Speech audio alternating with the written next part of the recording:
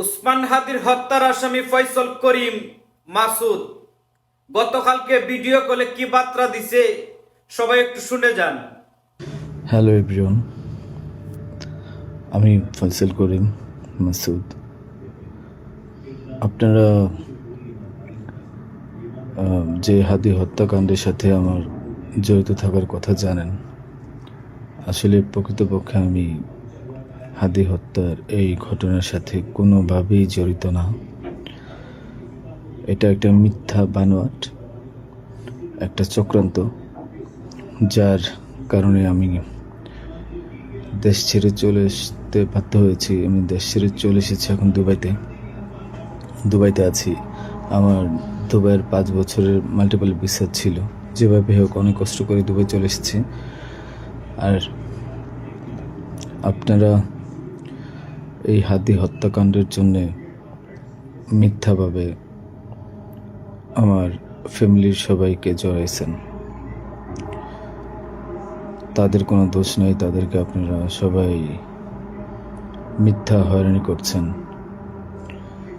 যেভাবে পারছেন সেভাবে অত্যাচার করছেন। আসলে এটা বলে বোঝানোর মতো না। আপনারা অনেক অত্যাচার করছেন, মিথ্যাভাবে তাদেরকে ফাঁসিয়েছেন, আমাকে ফাঁসিয়েছেন। হ্যাঁ, হাদির সাথে আমার সম্পর্ক ছিল। আমি গিয়েছিলাম তার অফিসে যাওয়ার পিছনে কারণটা হচ্ছে, আমি যেহেতু ব্যবসা করি, আমার একটা আইটি ফার্ম আছে। তো দীর্ঘ 10 বছর ধরে আমি বিজনেস করছি। এই আইটি ফার্মে অনেক কাজই হয়, সব সরকারি কাজ হয়। তো এখানে একটা কাজ ছিল অর্থ মন্ত্রণালয়, একটা কাজ ছিল আপনার খাদ্য মন্ত্রণালয়। তো এই দুইটা কাজ নিয়ে আমি কথা বলতে গিয়েছিলাম। সে আমাকে পাইয়ে দিবে আশ্বস্ত করেছিল। আমি তাকে 5 লাখ টাকাও দিয়েছি, অগ্রিম চেয়েছিল।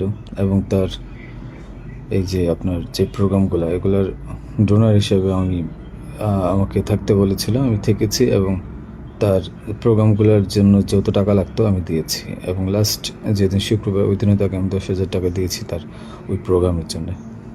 এখন কথা হচ্ছে, আমাকে মিথ্যাভাবে ফাঁসানো হয়েছে। এগুলা যেহেতু হাদির সাথে জামাতের একটা কানেকশন আগে থেকেই ছিল, ও জামাতের প্রোডাক্ট। তো সেই জন্য জামাতিরা কোনোভাবে এই ঘটনা ঘটেছে। ওই বাইকের মধ্যে আমি ছিলাম না, এবং ওই বাইকের চালকও আমার কোনো ছোট ভাই ছিল না। আমাদের দুজনকে মিথ্যাভাবে ফাঁসিয়েছে। এখন কি বলবো, এই জন্য আমার পরিবার ভুক্তভোগী। আমার পরিবারকে আপনারা মিথ্যাভাবে এত জঘন্যভাবে যে অত্যাচারগুলো করছেন, এটা আসলে কাম্য না। আমি এটা প্রতিবাদ জানাই, তীব্র প্রতিবাদ জানাই। এটার একদিন সুষ্ঠু বিচার হবে।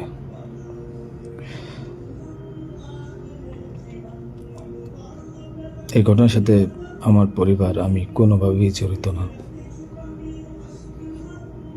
আর আপনারা যেই ব্যাংকের টাকার কথা বলছেন, এগুলো আমার কামানো টাকা, আমার সরকারি বিলের টাকা। আমি এবছরও 9 লাখ টাকা ট্যাক্স